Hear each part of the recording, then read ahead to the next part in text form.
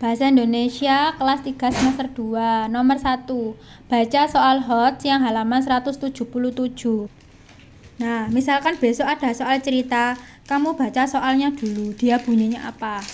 Kalau nomor 1 ini kan 1A, apa informasi penting pada teks?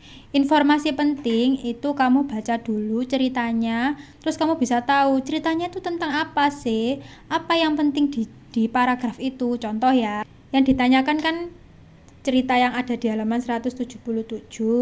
Dibaca dulu paragraf 1 sama paragraf 2. Dibaca yang paragraf 1. Lani membantu ibu memasak untuk makan siang. Ibu membuka kaleng bla bla bla bla gitu ya. Sarden itu juga yang paragraf terakhir, kalimat terakhirnya, sarden itu juga sudah dibeli ibu 5 hari yang lalu, tetapi ikannya di dalam belum basi. Berarti kamu cari dulu informasi penting itu biasanya ada di kalimat pertama atau di kalimat terakhir di paragraf itu tadi. Kamu lihat kalau paragraf pertamanya, oh Lani membantu ibu memasak untuk makan siang.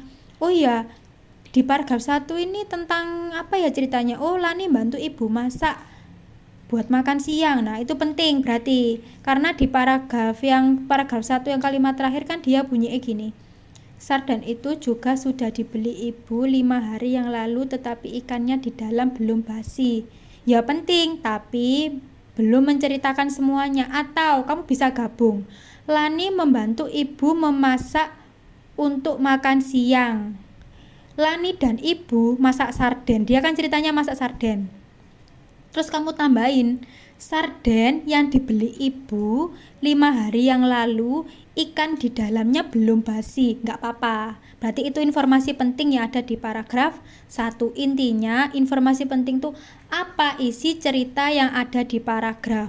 Kalau ini kan paragraf 1, ini paragraf 2. Kalau yang ditanya seluruh paragraf, berarti ambilan yang di paragraf 1 itu ceritanya tentang apa, di paragraf 2 ceritanya tentang apa.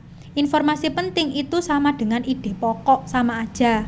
Ide pokok itu gagasan pokok, apa yang terkandung dalam cerita. Misalnya kayak ini, ide pokoknya apa, itu tadi sama. Lani membantu ibu memasak untuk makan siang. Lani dan ibu masak sarden. Sarden yang dibeli ibu 5 hari yang lalu, ikan di dalamnya belum basi. Terus ditambah, itu yang paragraf 1 ide pokoknya. Yang paragraf 2, Lani bertanya kepada ibu, penting nggak? Nggak penting kan? Nggak usah ditulis. Coba kamu lihat di kalimat yang terakhir, semua proses dilakukan dengan mesin agar tetap higienis. Penting kan berarti? Intinya adalah paragraf 2 itu, kenapa kok ikan yang di dalam sarden itu tetap segar, nggak basi walaupun ditutup? Karena ini tadi, semua prosesnya dilakukan dengan mesin agar tetap higienis. Jadi ide pokok itu sama dengan informasi penting. Kamu baca dulu paragrafnya. Misalnya yang ditanya paragraf 1, bacaan dulu paragraf 1. Cariin dia tentang apa ceritanya. Ceritanya tuh tentang apa. Paragraf 2 juga sama. Yang nomor 2, soal halaman 180 nomor 3.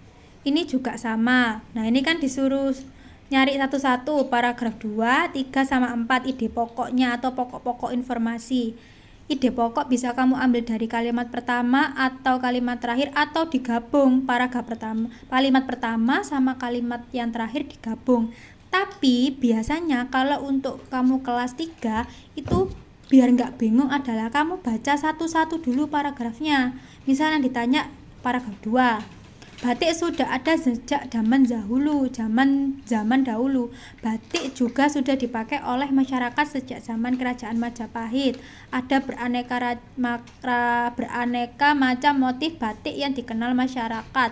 Salah satunya adalah motif parang. Berarti apa informasi pentingnya yang di dalam paragraf 2? Batik sudah ada sejak zaman dahulu. Terus apa lagi? Dan macam-macam motif batiknya yang dikenal sama masyarakat itu motif parang gitu ya. Jadi kamu baca dulu paragrafnya, kamu baca dia ceritanya tentang apa. Nah itu adalah ide pokok ya. Nomor 3, misalkan di sini ada gambar handphone. Nama benda tersebut adalah handphone atau telepon genggam. Deskripsikan gambar tersebut. Berbentuk persegi panjang, memiliki tombol, bisa digunakan untuk telepon, mengirim pesan, video call, dan lain sebagainya. 4. Baca teks halaman 185 yang teks Joni. Nah, ini maksudnya tadi ya, halaman 195. Teks Joni yang ini dibaca dulu ceritanya. Ini ceritanya itu Joni sama keluarganya pertama kali ke Sumatera naik kapal laut. Nah, di tengah perjalanan tuh ayahnya Joni cerita kalau zaman dulu kapal laut itu digerakkan oleh manusia dengan cara didayung. Tapi kalau zaman sekarang bisa pakai mesin. Karena pakai mesin tadi itu adanya kemajuan teknologi, perkembangan teknologi, sehingga sampai di tempat tujuannya lebih cepat. Kalau dulu kalau pakai dayung masih lama, tapi kalau sekarang sudah cepat karena pakai mesin. Sing A, hasil perkembangan teknologi pada teks tersebut itu tentang apa? Dia kan perkembangan teknologinya tentang kapal ya. Nomor 2, arti dari kata pelabuhan. Kata pelabuhan itu apa? Tempat berhenti kapal. Terus disuruh tanya apa lagi tuh yang C, ide pokok paragraf pertama kamu baca. Yang paragraf pertama tuh tentang apa? Joni keluarganya pergi pertama kali ke Pulau Sumatera, bla bla bla bla. Terus kalimat terakhirnya apa? Ayah Joni mengatakan bahwa dahulu kapal digerakkan dengan tenaga manusia dengan cara didayung. Berarti informasi pentingnya adalah ayahnya Joni tuh ngomong kalau zaman dulu kapal itu digerakkan dengan tenaga manusia dengan cara didayung. Kalau yang pertama kan nggak penting gitu ya. Nah, ini gampang, ini tinggal mencocokkannya ada di sini ya, nanti dibaca lagi. Bintang berarti artinya apa? Di sini bintang berwarna emas menggambarkan 5 sudut dengan lambang Pancasila. Yang kedua ini sayap Garuda Pancasila itu jumlahnya 17, melambangkan tanggal kemerdekaan Indonesia yaitu 17 Agustus. Gambar beringin adalah pohon beringin mencerminkan sila ketiga. Bulu yang ada pada leher burung Garuda itu jumlahnya ada 45, menggambarkan tahun kemerdekaan Indonesia yaitu 1945.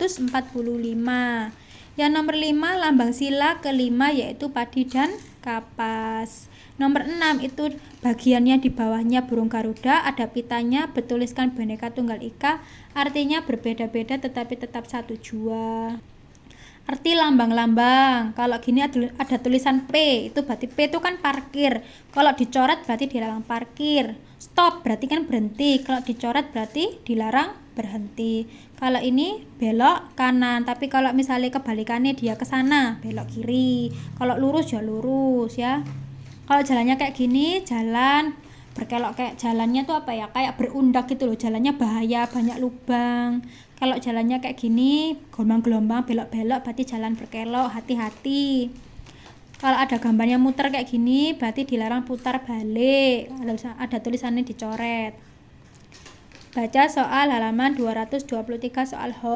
Ada gambar denah ya. Ini diperhatikan, denah itu ada utara, ini arah mata angin. Utara, selatan, timur, barat, timur laut, barat laut, tenggara, barat daya. Lihat soalnya. Taman Kijang berada di mananya Taman Kelinci? Ini kan Taman Kijang, ini Taman Kelinci. Yang ditanya kan Taman Kijang. Taman Kijang itu mananya Taman Kelinci? Kan dia sebelah sini, sebelah kiri, berarti arahnya kan sebelah sini. Nah, sebelah sini kan, berarti barat. Tapi kalau yang ditanya Taman Kelinci di mananya Taman Kijang, kan sebelah sini, berarti ke sini kan, timur. Terus yang nomor 2, air terjun di mananya danau? Ini kan air terjun, ini danau, berarti kan yang ditanya air terjun.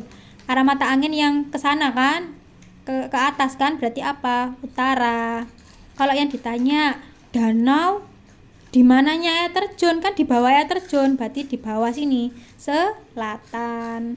Apabila kamu dari air terjun ingin ke taman bunga, jalan mana yang harus dilewati? Air terjun ke taman bunga sini ya. Berarti kamu kemana dulu arahnya, dilihat dulu denahnya. Ini air terjun, di sini taman bunga. Berarti bagaimana? Lurus melewati danau dan rumah makan, terus belok kanan atau arah timur, lalu lurus lagi. Taman bunga berada di timur Kelinci. Ini loh maksudnya. lurus melewati rumah makan, terus belok kanan atau timur, kan arah sini timur, lurus lagi melewati taman kijang dan taman kelinci. Nah terus sampai di taman bunga. Taman bunga itu berada di timurnya taman kelinci, kan bunga sebelah sini, berarti timur. Nomor ini ya, 232. Tony berada di pos 1. Tony berjalan ke arah menuju pos 2. Pos 2 kan ini pos 1 ke pos 2. Pos 1 lihatan arah utara gitu ya beradanya. Pos 4 berada di sebelah apanya pos 5. Ini pos 4. Di mananya pos 5? Kan di bawah sini, berarti selatan. Joni berjalan dari pos 5 menuju pos 6. Berarti arah mana? Ini pos 5, ini pos 6, berarti arah barat. Ini pos 5, ini pos 6, berarti Joni kan dari pos 5 mau ke pos 6, berarti harus ke arah barat, kan ke sini. Nah, Made berada di pos 6. Made menuju ke arah mana untuk ke pos 5 dan ke arah mana untuk pos 4? Madenya tuh ndek sini, ndek pos 6. Berarti harus jalan ke timur menuju pos 5, terus turun ke bawah ini apa? Selatan, pos 4. Nina berada di pos 5. Nina berjalan kemana untuk ke pos 3? Ini pos 5, ini pos 3. Kan nyempal ke sini, miring, sret. Ini kan miring. Ini namanya barat daya. Ini nanti tinggal diisi ya. Rumah Nina berada di mananya Lani? Nina itu ndek sini, Lani ndek sini, berarti kan ke bawah, berarti selatan. Nina berangkat sekolah dari rumahnya. Nina berjalan ke arah ini rumah Nina, berarti ke sana, lurus, berarti atas utara. Terus sekolah kan ke sini, berarti belok sini, yaitu timur. Letak taman bermain di sebelah mananya rumah Dedi? Ini taman bermain, ini rumah Dedi, berarti kan di atasnya rumah Dedi. Atasnya berarti apa? Utara. Swalayan berada di mananya toko kue? Ini swalayan, ini toko kue, berarti di selatan, kan di bawah sini.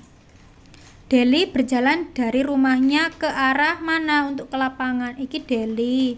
Ini sepak bola, lapangan sepak bola, berarti berjalan ke sini, berarti ke selatan. Ini nanti tinggal diisi. Ada lambang negara, dibaca dulu. Isi teks tersebut adalah lambang negara. Informasi yang kita peroleh dari pita Garuda, semboyan negara. Ada titik-titik simbol Pancasila, ada 5. Simbol sila ketiga yaitu pohon beringin. Ini salah, ini siapa ini jawab? Pohon beringin. Kalau bintang itu sila pertama, rantai sila kedua, pohon beringin sila ketiga.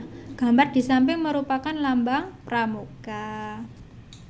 Arti yang digaris bawahi, bentar dibaca dulu. Oh, rambu berarti tanda lalu lintas, kayak belok kanan, belok kiri, lurus. Ada rambu lalu lintas, lampunya tuh merah, kuning, hijau. Nah itu ya, peraturan lalu lintas, tanda lalu lintas. Makna rambu lalu lintas, panah berkelok adalah jalan berbelok, belok harus hati-hati. Ayah tidak menghentikan motornya di tanda huruf S di silang merah karena dilarang berhenti, artinya kan stop, itu dilarang stop. Ayah memarkir kendaraan di tempat yang terdapat rambu lalu lintas biru dan bertuliskan huruf P untuk parkir. Ini ada di bacaan ya. 10 belok ke sini, berarti dilarang belok kiri. Kalau untuk nomor 11, 12, 13, 14, 15 ada soal cerita gini, dibaca soal ceritanya dulu ya.